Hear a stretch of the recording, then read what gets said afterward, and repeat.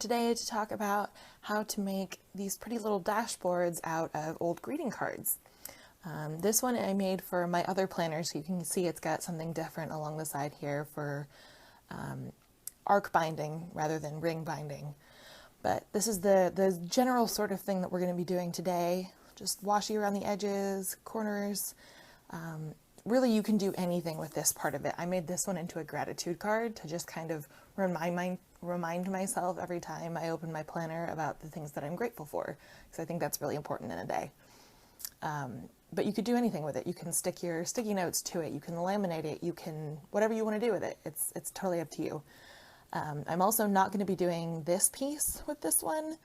This card, this was the back of one of these other cards. You can see kind of the same pattern going on here, but it was a little bit plain in my opinion. And so I added this piece of damask that I cut out with my Cricut machine. I'm not going to be doing that today because this has such that beautiful, pretty front. So I don't feel like it needs anything else. But anyway, just wanted you to see kind of where we were going. I'm actually, for today, I'm going to be making one for my new Doki book. I don't have this set up yet, so there's not much inside to show you yet, but this is kind of my process of getting all this stuff together that I want to have in there. This book is going to be my planning book for my business and my blog, and so that's why everything is kind of a gold theme for this, because this book for me is representing prosperity. Obviously in our culture, gold is associated with that, so that's where that's going, and I'm going to get started right now. So what I'm going to do is start out with this card, and I'm going to use this Carl cutting machine just because it's easier. I actually do not recommend buying one of these. They do not cut straight, not even a little bit. It's nothing that you would see on a video like this.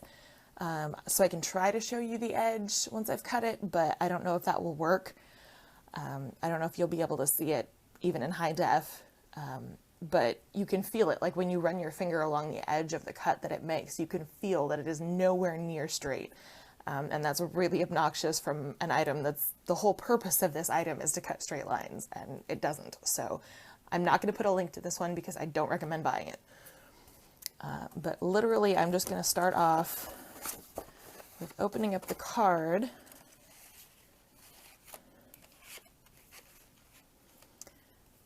Oh, this is a little bit too long for this cutter. Oh well, I'm gonna go with it anyway because this is my best chance at making it even moderately straight line. So it's gonna wrinkle up this side a little bit, but that's unfortunate.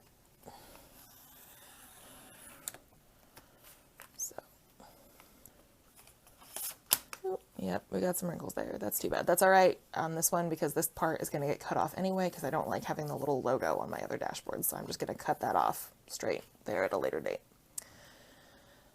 So that's it for this guy.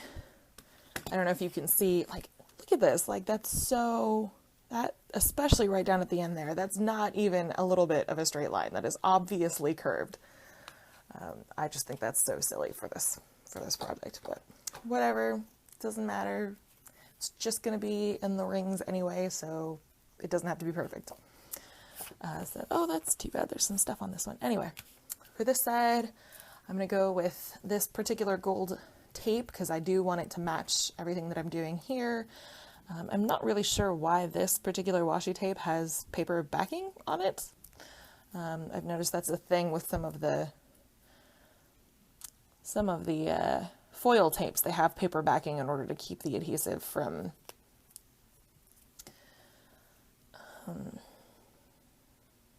pulling the gold foil up off of the tape. But there are plenty of other foil tapes that don't have that problem, so I don't really know what the difference is between the ones that do and the ones that don't.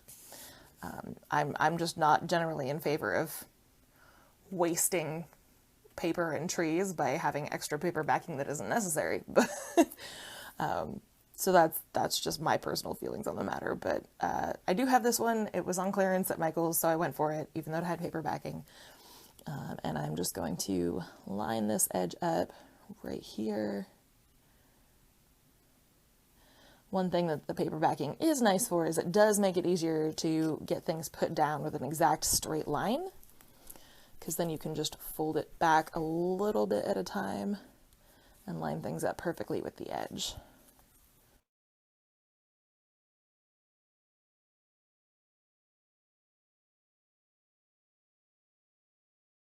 These are actually nail scissors that I snagged at Sally Beauty Supply, but I find them much more effective for trimming little tiny things.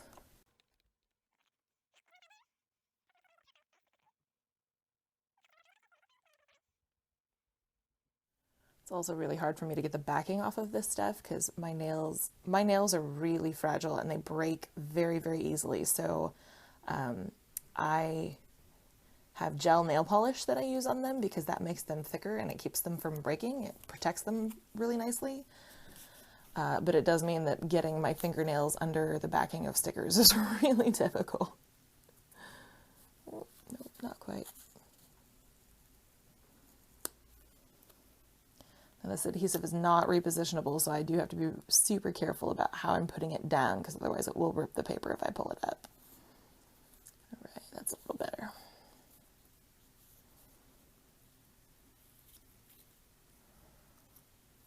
Oh no.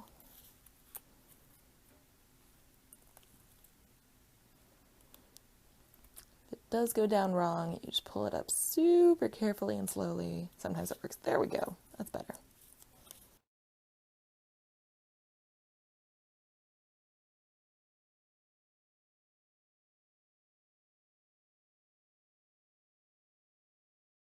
All right, now at this stage, I can kind of tell, obviously, because I know that this cut side is the side that has to go inside the binder, and I can tell which side it is because it's not straight. But generally at this stage, I like to look at the other side of the card and make sure that I'm going to be putting the tape on the right edge, because I don't want to put any on the inside edge where it's just going to get hole punched anyway. I want to put it on the outside edge of the card. So making sure that it's the correct side, this is how I want it to look when I put it in, and then flipping it over and making sure that I'm putting my tape on this side of it. And the way that I do this, I don't like overlapping my washi tape, especially when it's something like this that's going to be pretty see-through, pretty translucent.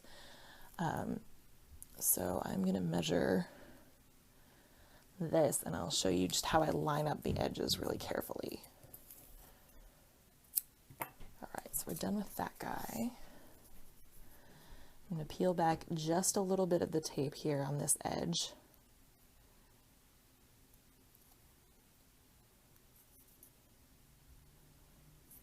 You can see the kind of trouble I'm having with this. This is what I mean about these nails. It's very tricky. There we go.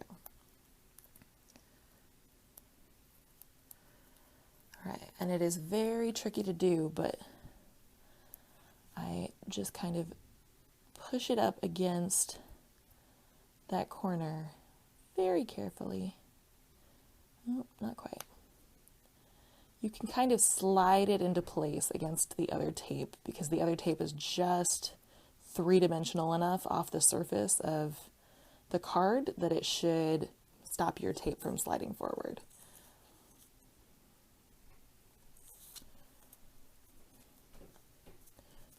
It's not perfect, but it's more or less, I mean, you really can't tell just from looking at it that that's not exact, so that's good enough for me.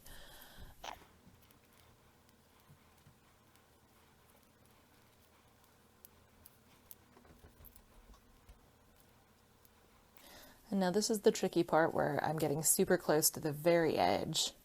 And now that I'm this close, it's going to be easier to see where I'm at to cut a straight line out of the tape.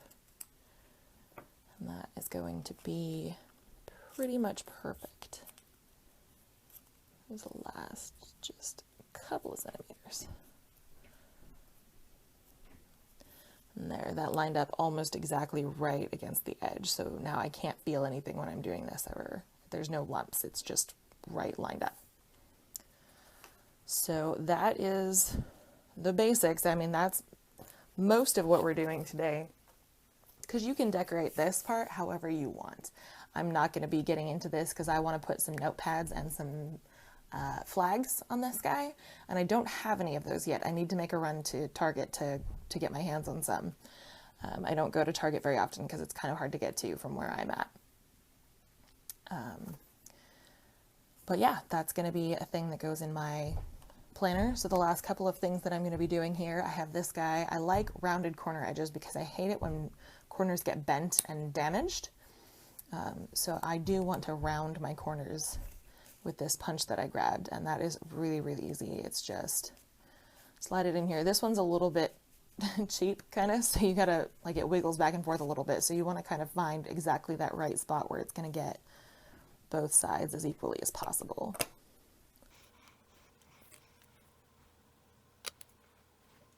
There's that guy.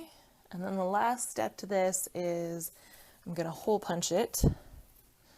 And that's this punch that I got off of Amazon. There are a bunch of options on Amazon, and I did get tricked the first time. I got a different planner that I thought was the exact same thing as this, but it was a couple of dollars cheaper. But that one turned out to be for A6 planners and smaller, so personal size. It does not do A5 punches. This one does. So that was a mix-up on my part. I didn't read things carefully enough. The instructions on the other one, or the reviews on the other one, said that it did do A5 punches, and it sort of does, but you have to do a workaround where you have to measure in here, and then you have to slide it in on one side and punch one side, and then turn it over the other way and punch the other side, so you're only using half the punch at any given time, and that's just ridiculous. If I get a hole punch, I want to be able to just do, bam, one punch and I'm done. So my only complaint with this guy is that it does not, in fact, have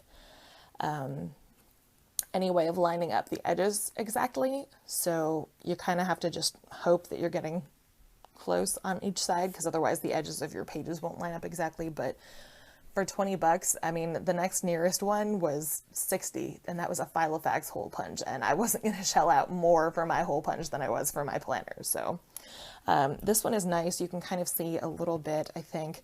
I'll take these out. It's got these notches on the ends, and I'm assuming that those are for different kinds of paper. This one's for the center. I'm assuming that these are different sizes of paper that frequently get used with this punch. I don't know what sizes of paper those would be, because I'm kind of new to this whole thing. But this one, you can see pretty neatly lines up exactly with those outside punches. So that's really handy. I'm going to use those to line up and make sure that this thing is centered.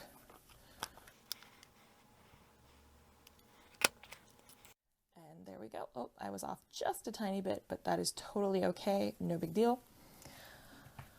And then that's done and done. I can now bring it in here, and you can see I've done some of these cute little paper clip flags too that I'm going to be using later. I got those from a tutorial done by the Reset Girl, Corey Speaker. She's awesome. I will link to that also down below here so that you can see what I'm doing if you want. And then this will go just like that. And there we go. It looks so pretty in this gold planner. Everything matches really neatly. It's nice cream color paper. I don't mind that it's smaller than everything else here, because it's just going to be right in the front anyway, so it'll be super easy to find. And then that will be that side where I'll have my dashboard and my sticky notes and things. So that's it. Thanks for joining me today. I hope this was helpful for you. Let me know if there's anything else that you want to see a tutorial on.